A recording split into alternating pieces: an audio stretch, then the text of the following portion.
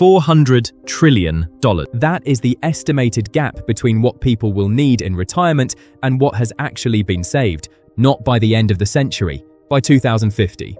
To put that into perspective, $400 trillion is 4 times larger than the entire global economy today, and it represents a promise governments made that the numbers no longer support.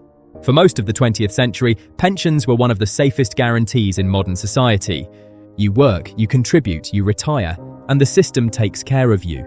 That deal is now breaking, quietly, mathematically, and almost everywhere at once. Across the developed world, pension systems were built for a population structure that no longer exists.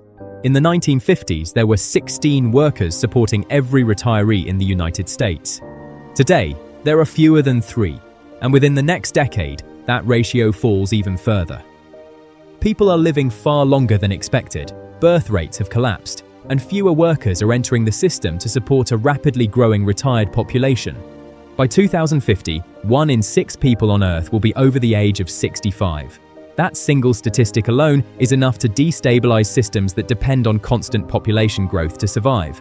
Most public pension systems operate on a pay-as-you-go model. The money you contribute today doesn't go into a personal account. It goes directly to today's retirees. Your retirement depends entirely on whether the next generation is large enough and wealthy enough to support you. That assumption is now failing. In the United States, Social Security is projected to run out of reserves by the mid-2030s. After that, payroll taxes will only cover about 83% of promised benefits. That means an automatic 17% cut, without a single vote being cast. For retirees already living close to the edge, that cut is not an inconvenience. It is a shock to survival, made worse by inflation steadily eroding the real value of every payment. Japan faces an even more severe version of the crisis. It isn't running out of money, it's running out of people. With one of the oldest populations in the world, nearly 40% of Japan's citizens could be over 65 by mid-century. Worse still, an entire generation entered adulthood during Japan's economic stagnation, locked out of stable careers and pension contributions. Many are now approaching retirement with little savings and no safety net. Economists warn Japan could soon face millions of elderly citizens retiring with almost nothing. France's challenge is different, but no less dangerous. Pension spending already consumes around 14% of GDP, one of the highest levels globally. Every euro used to prop up pensions is a euro not spent on healthcare, infrastructure, energy, or defense.